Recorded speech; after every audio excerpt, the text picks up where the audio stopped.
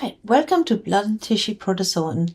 We're focusing on taxonomic and clinical framework because we, again, focus on diagnostics for you to be prepared for the ACP exam. So if you think of blood and tissue protozoan parasites, they really fall into two different buckets. One are the sporozoa, the apicomplexans, which include Plasmodium, which causes malaria, and the Babesias, cause babesiosis, and the flagellates, the kinetoplastids, which include your trypanosomes and your leishmanias.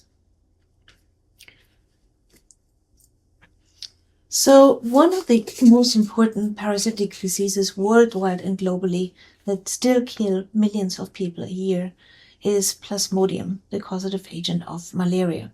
There are different types of malarias, which we'll go into in a little bit later, but you need to understand the life cycle to understand how it's transmitted and how it also can be prevented and where it will be diagnosed.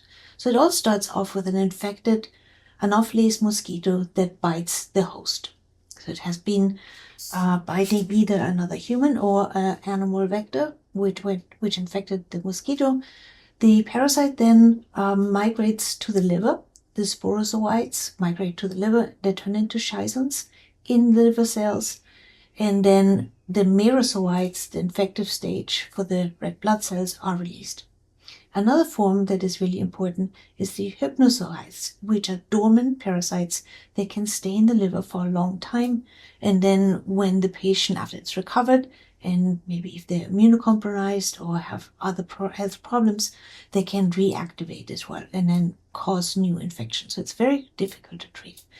In the trophozoites, they invade the red blood cells and then they turn into schizons, which is a replicative stage, and then they rupture the red blood cells. And that is the cause of fever and other symptoms. In the red blood cells, there are sexual stages as well that cause the gametocytes. And then when the mosquito bites a human again, it takes up infected red blood cells and continues the life cycle. The mechanism of malignancy is quite tricky. There are a couple of different things. Obviously, it affects the liver, it affects the red blood cells, and infected red blood cells are stickier, and they can also get into the brain. So there's a lot of problems that cause blockages and also brain involvement as well.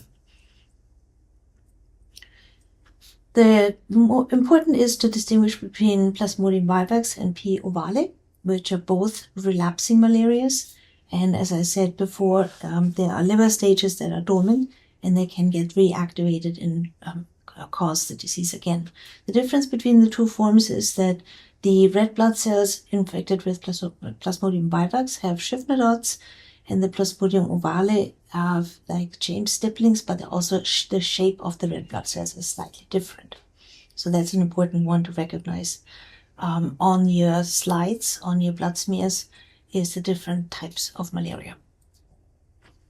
Difference between P. malariae and P. knowlesi is chronic and rapid replication. And again, the type the red blood cells occur is different for each one of them.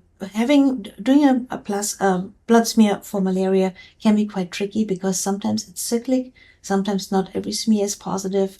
So oftentimes more blood has to be taken to retest the blood for the occurrence in blood.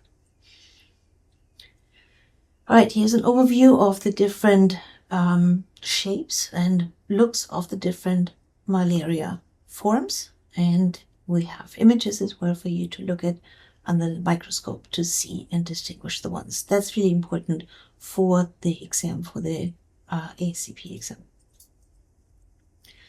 The laboratory diagnosis, there are smears. Usually you just take blood and then you make a blood smear, a thick smear and a thin smear. The thick smear is obviously important because if there's a very low level of detection, it's quite hard to detect these little parasites inside the red blood cells. You have have to have an eye for it and really understand what you're looking for. And oftentimes you have to sit there for quite a while to look for one infected or a couple of infected blood cells, because especially early on in the infection or during different cycles, it can be difficult. Again, for the thin smear, that's really for looking at the different morphologies of the different malaria types. So if you have suspected malaria, you can do rapid diagnostic tests and also look at the microscopy as well. Nowadays, molecular parasitology tests have high sensitivity and are used preferred, but microscopy is always the gold standard as well. Another parasite that is quite common actually in America as well is Babesia, and it's transmitted by a tick, by the Ixodes tick. It is a malaria mimic, and it also infects the red blood cells, but it has more like of a cross-shaped, that's called the Maltese cross, and that's characteristic for the Babesia compared to the malaria that usually does rings. What I just said, differentiating Babesia from P. falciparum is important, and again, both occur. I think Babesia is more common for people indigenous, like in America, whereas most Plasmodium cases occur from people who have traveled outside of America. So that's an important one. The travel history is important, but it can be very tricky, so that takes a lot of practice as well. African trypanosomes, which is also known as sleeping sickness, is one of my favorites because I did my PhD on African trypanosomiasis. I worked with trypanosomes, and I did a lot of genetic modification of them. You have the tsetse belt in Africa, and the tsetse fly transmits this disease. And there's a West African form, the TB gambiense, and East African form, the Trypanosome rhodesiense.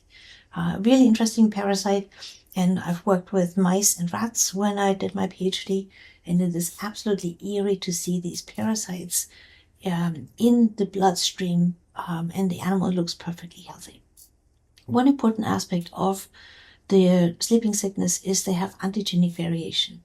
And so as the first parasite invades and multiplies in the host, it is, for example, code A, and the humans make anti-A antibodies.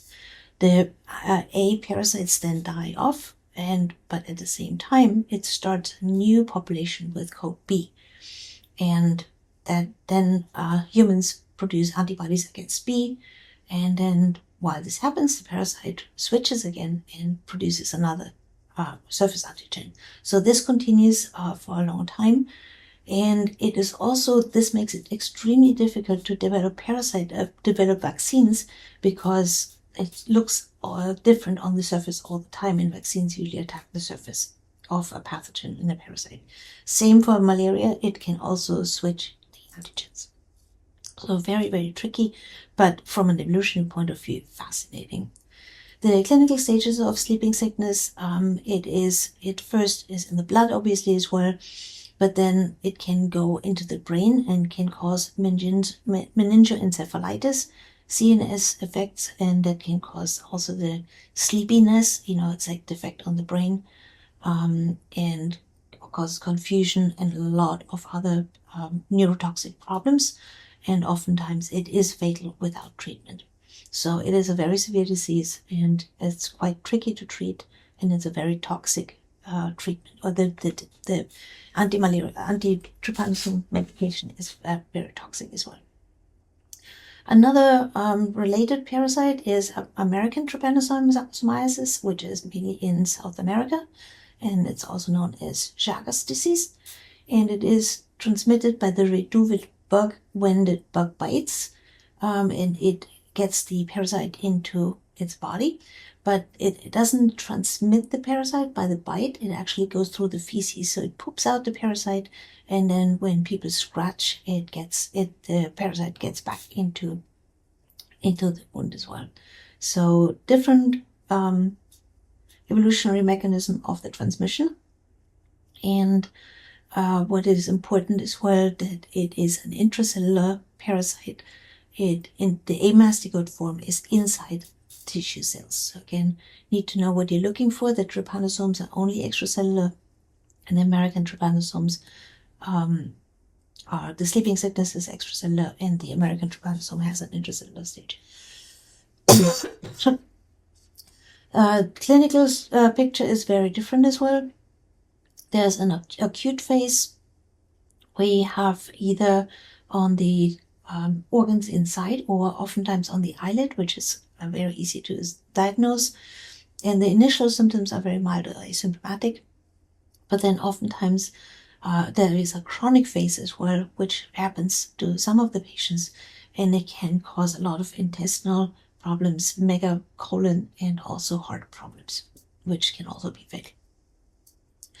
The leishmanias are also have a life cycle stage, with the parasites being transmitted by the phlebotomine sandfly, and the promastigotes are injected, and then they go also inside macrophages, and they multiply inside the macrophages. Macrophages rupture or are taken up and are continuing the life cycle as well. The clinical spectrum of leishmaniasis, different forms. There's the cutaneous, mucocutaneous, and the visceral leishmaniasis, and all of them have different symptoms, but the identification is very similar in terms of clinical identification. The visceral leishmaniasis, it's also known as Kala ulcer, affects bones in the liver, and it is often fatal if untreated. Diagnostic challenges are a problem because for some of these parasites, you have amastigote parasites inside cells, so they can be tricky to detect as well. And then also it can be variable throughout the day when you can actually find the parasite, and sometimes you have to go to CNS and find it. Again, for methods, culturing is not done very often. PCR is very common, and microscopy is, for most of the identification, still the gold standard as well. All right, to summarize, your blood and tissue protozoans, you can see you have the Plasmodia, the Babesias, the African trypanosomes, the South American trypanosomes, and then the leishmanias. They are especially the Plasmodium babesia in the red blood cells can be tricky, and the other ones are a little bit more easy to see because they're also much larger. Alright, so that's it for today on our second set of parasites.